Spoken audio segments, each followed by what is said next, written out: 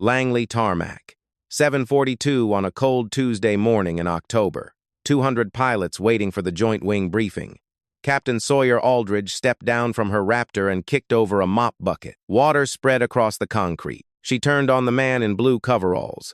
"Do you know what that jet costs?" $150 million. He said nothing. She faced the crowd. "Fly this jet, and I'll marry you, old man." Laughter rolled. Then Holt looked up into the general's daughter's eyes. "You sure about that?"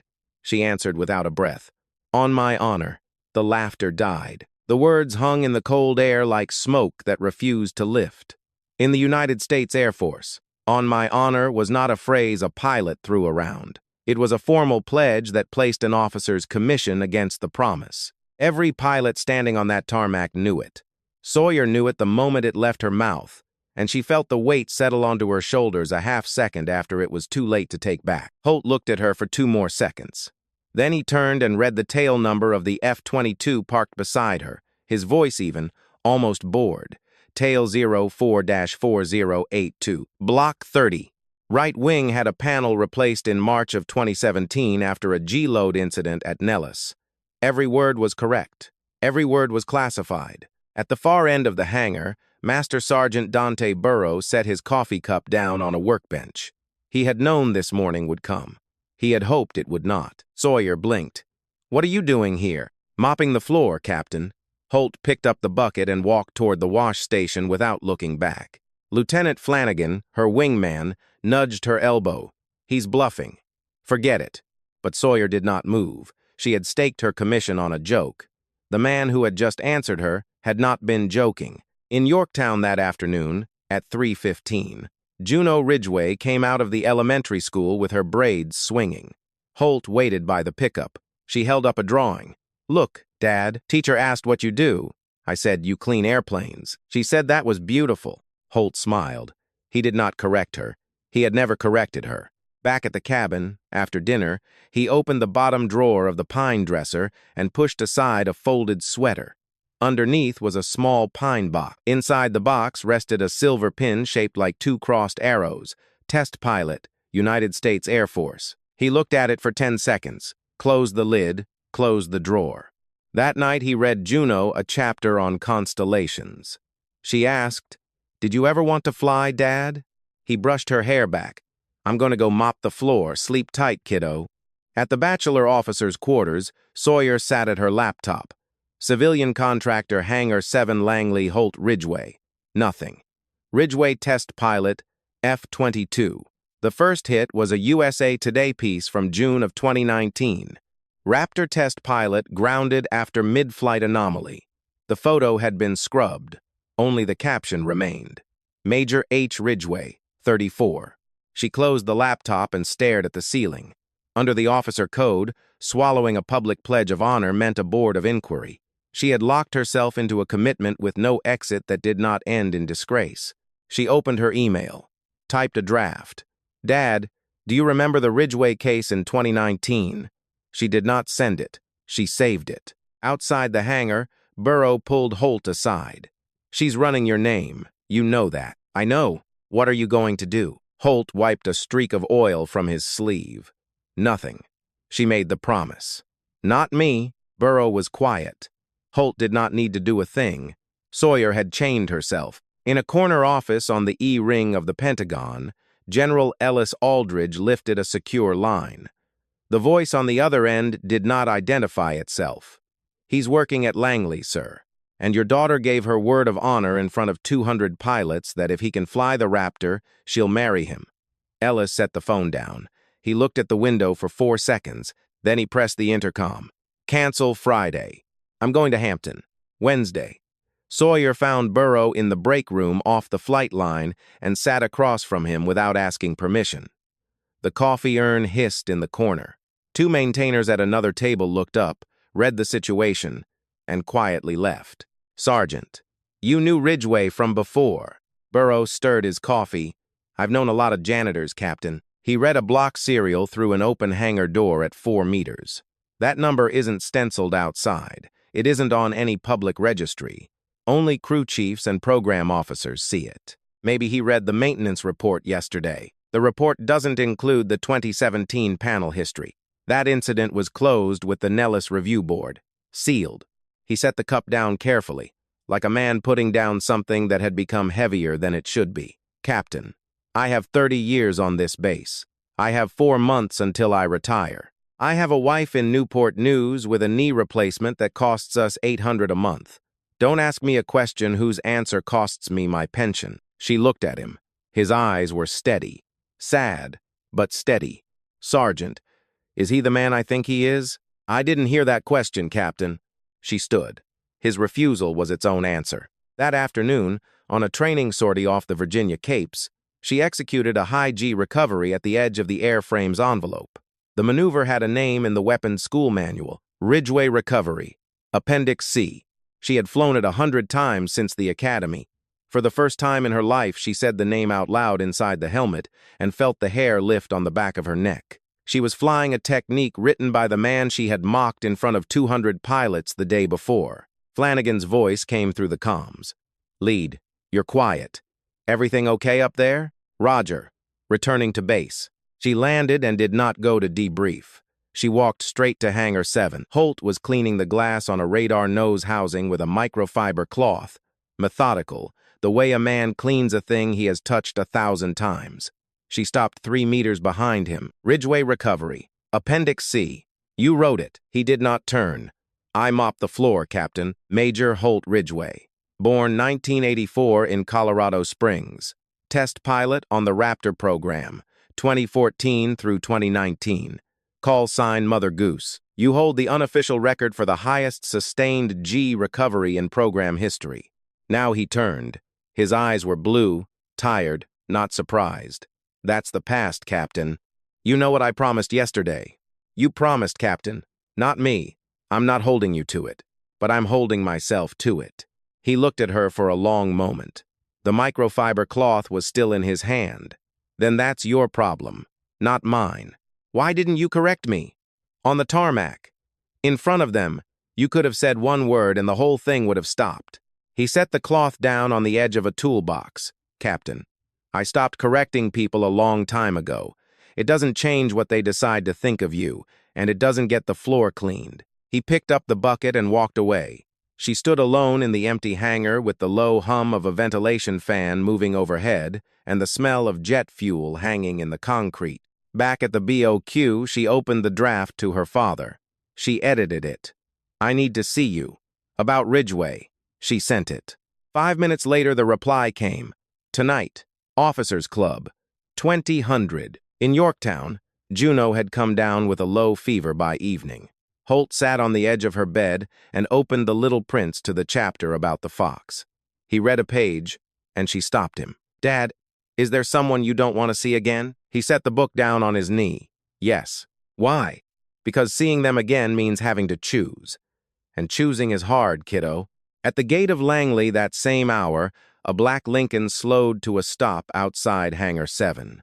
General Aldridge did not get out. He watched through the tinted glass as a man in blue coveralls worked a damp cloth along the skin of a raptor.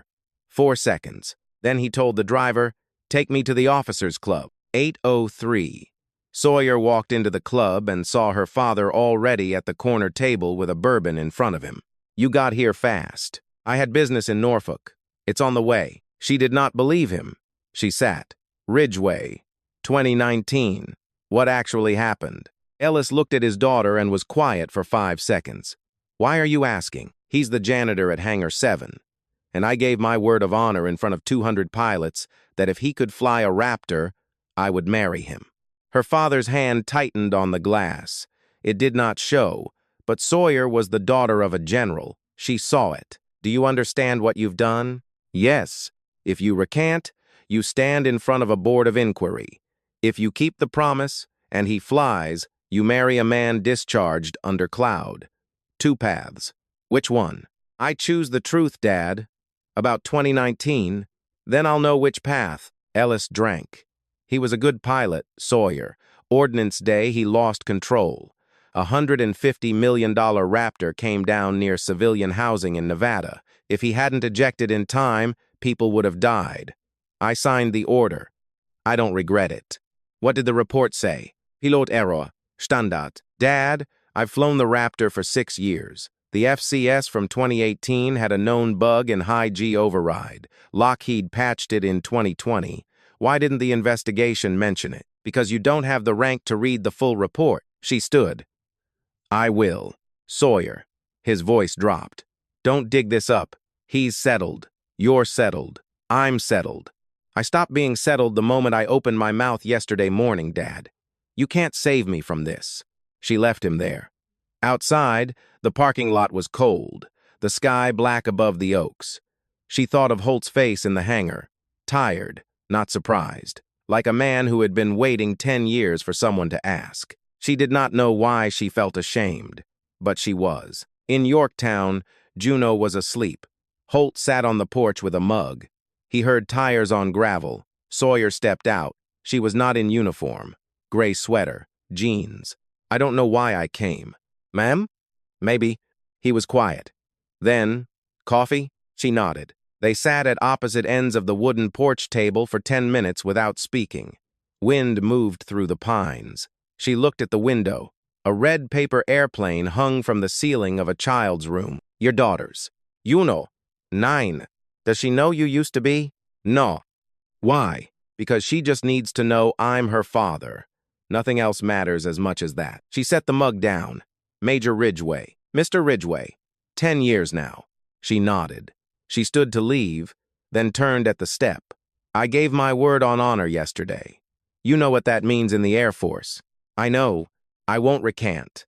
But I won't force you into my promise either. I'm going to dig the 2019 file to the bottom. If you're innocent, you get to choose. Fly or don't. Marry or don't. But you choose from a free man's chair, not from a discharged man's. He looked at her for a long time. You doing that for me or for your promise? Both. And I haven't separated them yet. He nodded. That answer, I believe. Thursday morning, Sawyer used her SCI access to pull the 2019 file out of AFSAS, the Air Force Safety Automated System. The document opened on her screen. 304 pages, 28 of them blacked out. The redactions were not the usual kind, the ones you could almost read through. These were flat, total, a wall. She called a classmate at the safety center at Kirtland, Major Hetty Voss.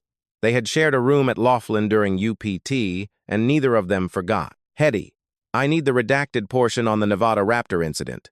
2019. Jesus. Sawyer, you don't have need to know. I'm looking at a training curriculum issue, Ridgway Recovery Maneuver. There's a discrepancy between the manual and the crash report. I want the source data.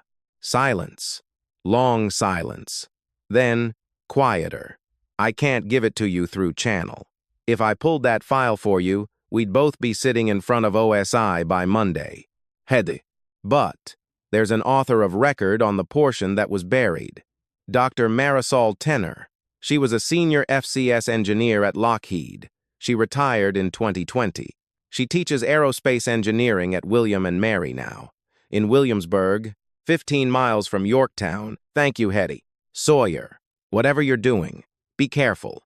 That afternoon, Sawyer flew a training flight with Flanagan. Inside the cockpit, she did not think about the mission. She thought about a 41-year-old man mopping a hangar and reading to a 9-year-old with a fever. She landed and walked past Hangar 7. Holt was not there. Burrow told her, without meeting her eyes, that Ridgway had taken the afternoon off. His daughter was sick. She hesitated by her car for a full minute. She did not know this man. She had no right to his evenings. She drove to Yorktown anyway. 4:45. She knocked. Holt opened the door in a flannel shirt, a damp cloth in his hand. Captain, how is she? Low fever. She's asleep. She lifted a paper bag. Chicken soup from the Yorktown deli. My mother used to make this when I was sick. He took it and did not know what to say. From inside, Juno called out. Dad? Who is it? A friend of your dad's kiddo. Juno came out in pajamas printed with stars and paused when she saw the uniform. Her eyes went wide. Are you a pilot? What do you fly?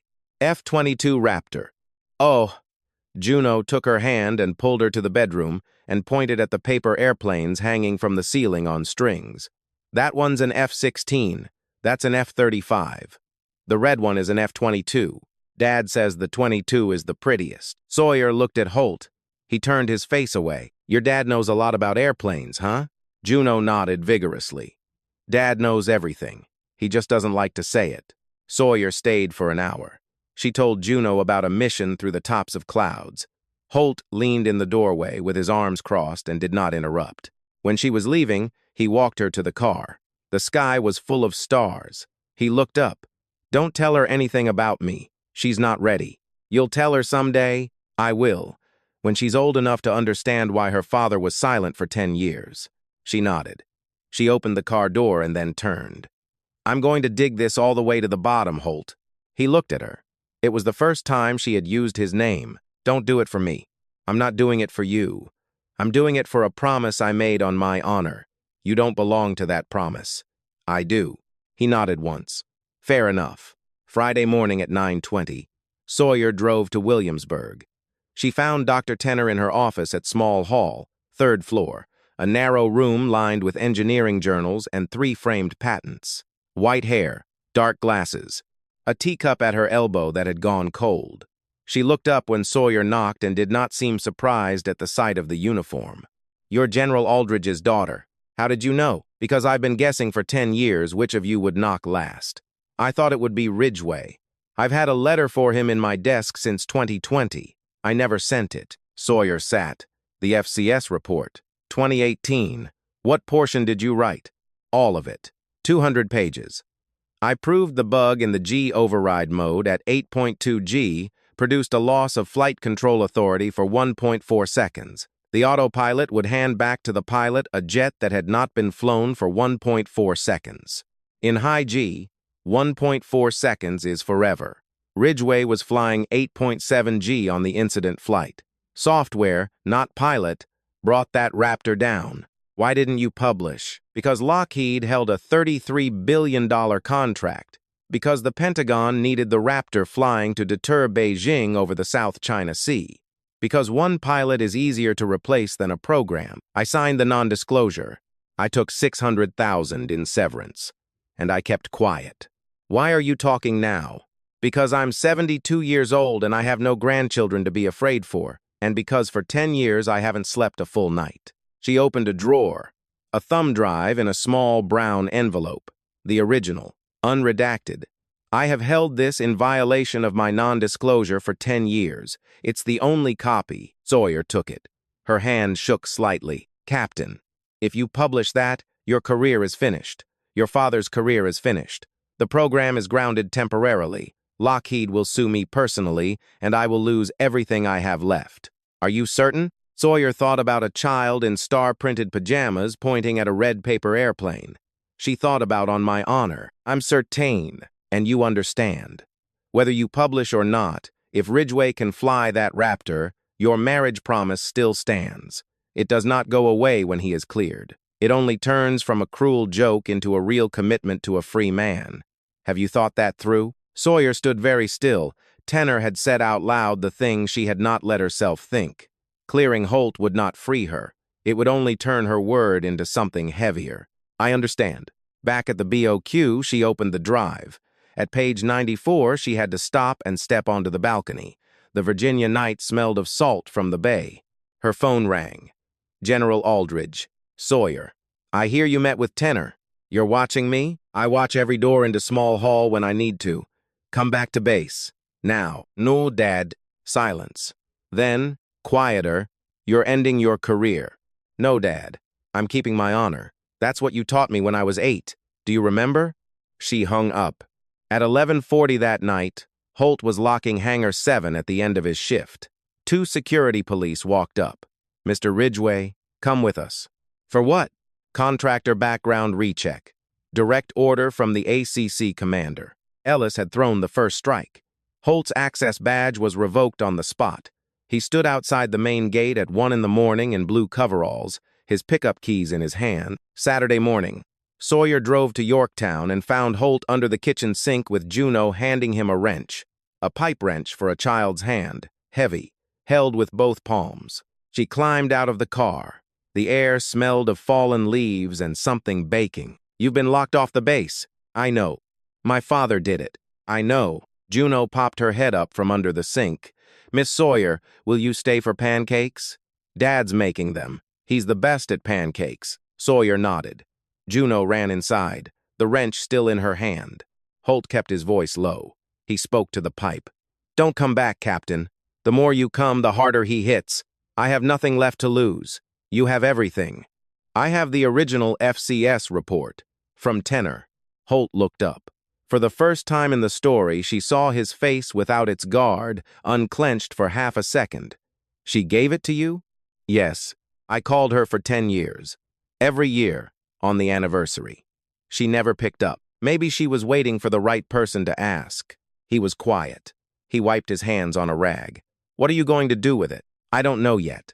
But before I do anything, you have the right to read it first. They ate pancakes. Juno asked Sawyer every kind of question about airplanes.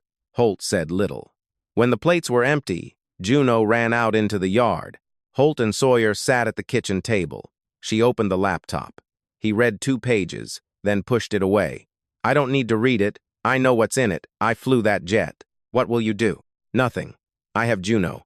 I have a job mopping floors. I have pancakes on Saturday mornings. That's enough. You don't want your honor back? He looked out the window. Juno was running circles around the oak. Honor doesn't make pancakes, Captain. And my promise? He looked at her. That's yours, not mine. I said so from the first morning. Holt, I don't need you to marry me. I need you to give me the chance to keep my honor. 2 different things. He was silent a long time. He was about to say something when a knock came at the door. Burrow, Class A uniform, a thick craft envelope in his hand. Holt, Captain. He nodded at each. I filed my retirement papers this morning. Effective today. I lose 4 months of pension. Holt stood. Dante, no. It's done, Holt. 10 years I've been holding this for you. It's time. He held the envelope out. To Sawyer, not to Holt. Captain. In here is a handwritten note from General Aldridge to me, dated the 14th of June, 2019. He ordered me to lock Ridgway's access logs out of the FCS debug system, the system where Ridgway could have pulled the bug data and cleared himself. I locked them because I was an E7 and he was a 3-star. I was wrong. I'm giving it back now.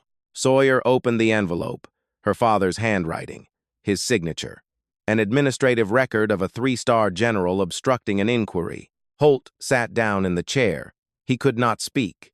Sawyer laid her hand on his shoulder for 3 seconds and then pulled it back. Burrow watched them. Do the right thing, Captain. This time, when Burrow was gone, Holt finally looked up at her. Your promise. I haven't answered it yet. I'll answer it after this is finished. Is that all right? She nodded. Sunday. Sawyer did not call ahead. She walked into the ACC commander's office. Her father sat behind the desk. He had known she would come. She put the drive and the envelope on the blotter. I've read it. I have your handwriting. I have a witness. You will restore Major Ridgway. Full rank. Full honor. Or I send both of these to the Inspector General and the Washington Post within 48 hours. Ellis looked at her. You know I will end your career if you do. I know.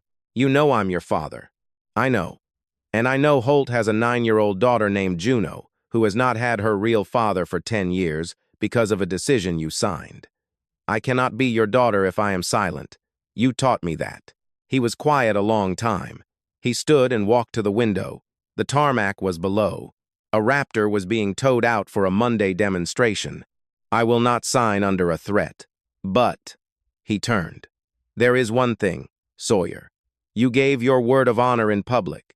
Even if I restore him, that does not release you from your promise. That promise is yours. Do you understand? I understand. Then here is the only offer. If he can still fly, 10 years out of a cockpit, I sign.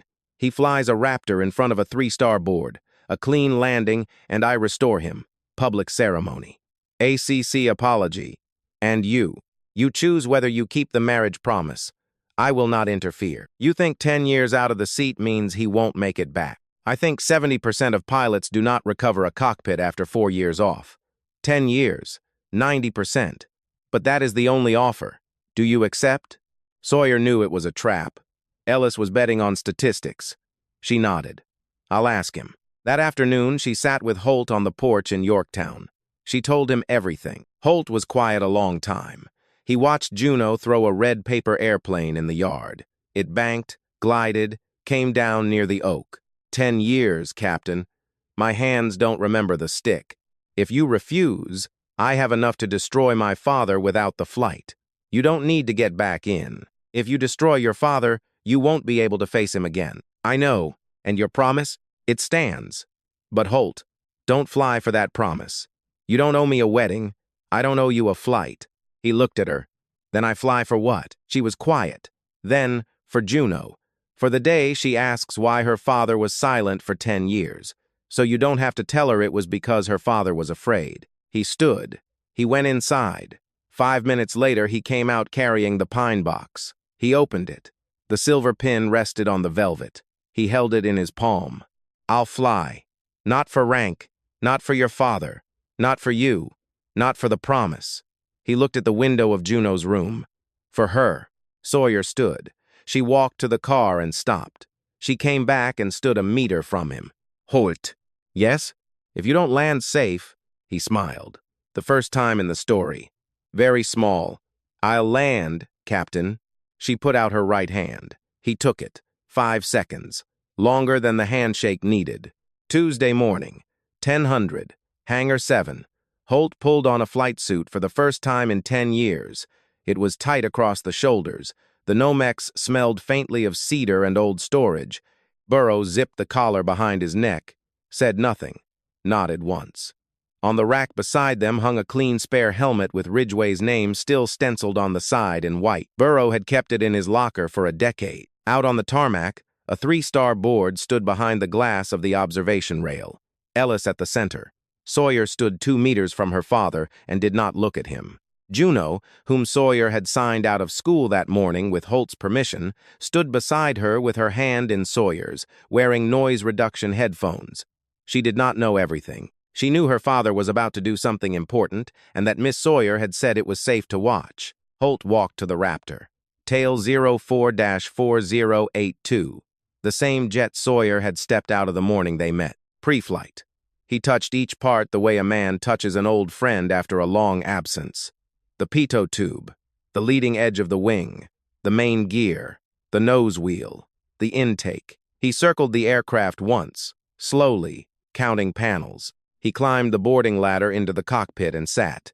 Helmet, oxygen mask, right hand on the stick, left hand on the throttle. His fingers found the switches without looking. Muscle memory had not forgotten. For a few seconds, he closed his eyes. 10 years. He opened them. Langley Tower, Ridgeway 01, ready to taxi. Burrow's voice came through the headset from the tower. Copy, Ridgeway 01, taxi runway 08. Welcome back, sir. Sawyer heard the word sir in Burrow's voice, and she turned her face away so no one would see her eyes. Taxi, takeoff roll. Afterburner ignited with a low thunder that traveled up through the soles of her boots. The Raptor leapt off the runway, pitched up at a near-vertical angle, and became a silver point against the Virginia blue. Juno tugged Sawyer's hand. Miss Sawyer, who's flying up there? A friend of your dad's, kiddo. Juno looked up at her. Are you crying? No, kiddo. It's the wind. At altitude, Holt ran the routine. Climb to 15,000 feet. Aileron roll, clean. Split S, clean. High G turn at 7.5 G, clean. Then, not on the demonstration card, he pulled the stick harder. 8.7 G, the same number from 2019. The board went still. Ellis gripped the rail with both hands. The Raptor held. No loss of authority, no drift, no silence on the line. The aircraft had been patched in 2020. Holt had just proved, with his own hands, at the exact load, that 10 years ago it had not been his error. Landing. Smooth. Both mains kissed the runway at the same instant. Taxi back, canopy up. He climbed down the ladder and pulled off his helmet. His hair was wet with sweat. Ellis came out from behind the rail. He walked straight to Holt. The 2 men stood a meter apart on the concrete. The entire tarmac was silent. Ellis extended his hand. Major Ridgway, I was wrong. I apologize. Holt looked at the hand for 3 seconds. He took it. Firm. Short. General. Juno broke loose from the rail and ran across the concrete and crashed into her father. He dropped to a knee and held her against his chest. "Dad, you know how to fly a plane?" He laughed. His eyes were wet. "I used to know, kiddo. Then I forgot. Then I remembered." Sawyer stood 10 steps away. She did not come closer. She watched. By 3 that afternoon, Sawyer had been summoned by the Air Force Office of Special Investigations. Interview tomorrow. Subject: unauthorized access to AFSAS and contact with Dr. Marisol Tenor outside sanctioned channels. Her father did not call. He did not intervene. 2 weeks later, she sat in front of a 3-officer AFOSI board in a windowless conference room on the 2nd floor of the base JAG building. A brigadier general she did not know, a colonel from the Inspector General's office, a civilian attorney from Air Force personnel. She did not deny anything. She acknowledged, on the record, using her clearance outside its authorized scope. She acknowledged contacting Dr. Tenor without authority. She declined to name the classmate who had steered her to Tenor. She requested to step down from her position as flight commander. She accepted a general discharge under honorable conditions if the board so moved. The brigadier general asked her one question. "Major, if you had to do it over again, would you?" "Yes, sir. The same way." The board recessed for 20 minutes. She sat in the hallway and counted the floor tiles. When they came back, the brigadier general spoke. "Because your actions ultimately exonerated an innocent officer and exposed obstruction of justice at the flag officer level, you will retain your commission. You will be removed from the F-22 cockpit, effective immediately. The offered reassignment is Deputy Director, Safety and Standards, Air Combat Command. A desk. No more combat flying." She accepted in 3 seconds. She walked to her car in the base parking lot and sat behind the wheel for 20 minutes. She did not cry. She just sat with her hands on the wheel and watched a cloud move across the windshield. She had lost the cockpit. She had loved it since she was 17. That evening, she drove to Yorktown without calling. Holt opened the door in a flannel shirt with the little prince in his hand. Behind him, Juno was half asleep on the sofa under a wool blanket. "Captain? Major now, promoted, but off the flight line. Desk starting next month." He did not speak. He just opened the door wider. "Coffee or tea?" "Tea." She went into the kitchen and sat in the chair she had already come to think of as hers. Juno stirred, saw her, ran over and hugged her. "Are you staying for dinner?" Sawyer looked at Holt. He nodded. That evening, the child fell asleep on Sawyer's lap while the television played the news. Holt did not ask about the AFOSI hearing. Sawyer did not explain. She did not need to. When Juno was deep asleep and Holt had carried her to bed, he came back and sat in the chair across from Sawyer. "You lost your flying." "Yes." "Regret?" she thought. "Honestly, no. Sad, but no." He nodded. They were quiet for 5 minutes. Then he said, "Your promise. Tuesday morning. On the tarmac." She looked up. "I flew. You gave your word on honor in front of 200 pilots. Are you keeping it or recanting?" She looked at him a long time. "Are you asking for real, Holt?" "I am. I'm not recanting, but I'm not forcing you either. You are free. That promise is mine, not a chain on you." He was quiet. Then, "I know. That's why I asked." Quiet. "Juno has career day tomorrow. Class tells what their parents do. She asked if I could come. I told her yes. What are you going to tell them?" "That I'm Juno's father, that I used to fly, that I mop floors now, that I don't know what I'm going to do next, but that I'm her father.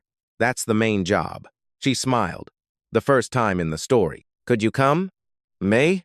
Juno would like it." She nodded. Thursday, Yorktown Elementary. Career day. Miss Marin, the 4th grade teacher, introduced each parent in turn. Holt stood in front of 22 children in a flannel shirt. No uniform. No pin. "Hi, everyone. I'm Mr. Holt. I'm Juno's dad. I used to fly airplanes for the Air Force. I fix houses now. I fix cars. Sometimes I mop floors. Any questions?" A boy raised his hand. "What plane did you fly?" "The F-22 Raptor." The class went, "Oh." A girl near the back, "Why don't you fly anymore?" Holt paused. "Because sometimes you have to learn how to mop a floor first." before you know what flying is really for. Juno was in the front row, smiling so hard her cheeks hurt. The door opened quietly. Sawyer stood there, not in Class A, in her flight suit.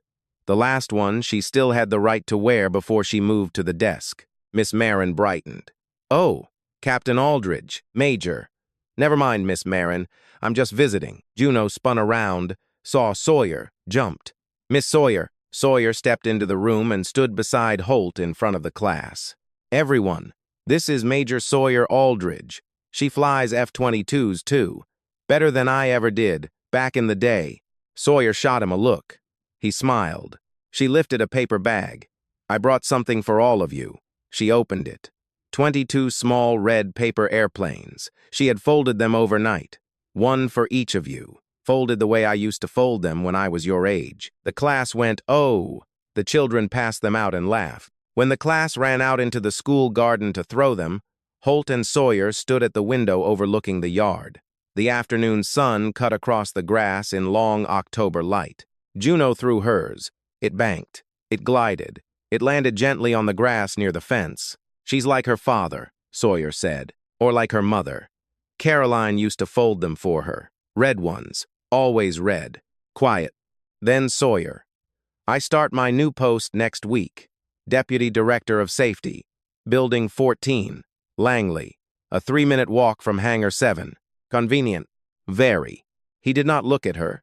He watched the yard. A boy in the class had caught Juno's plane and was trying to throw it back. "I still make pancakes Saturday mornings. Juno still asks about you. Most Saturdays." Sawyer was quiet. Then, "What about next week?"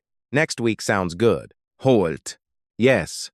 My promise. I'm still keeping it. I'm not forcing you, but if you ever want to know, I'm keeping it." He turned to look at her.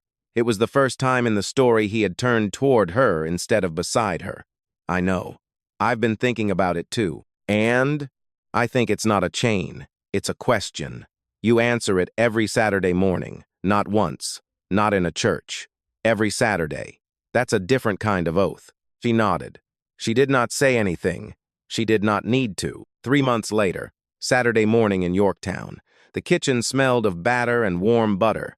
Holt stood at the stove in a flannel shirt, a spatula in his hand. Juno set the table, 3 plates, 3 glasses of orange juice. Sawyer, not in uniform, in a gray sweater and jeans, poured coffee into 3 mugs. On the wall behind her hung a new drawing by Juno. 3 people holding hands, an F-22 in the sky above them, an oak tree on the right, in a child's careful hand across the bottom. "My family." Juno looked up. "Dad, can we do more Little Prince tonight? Chapter 21? Holt smiled and set a plate of pancakes down between them. "Tonight. Eat, kiddo." Sawyer raised her mug toward Holt across the table.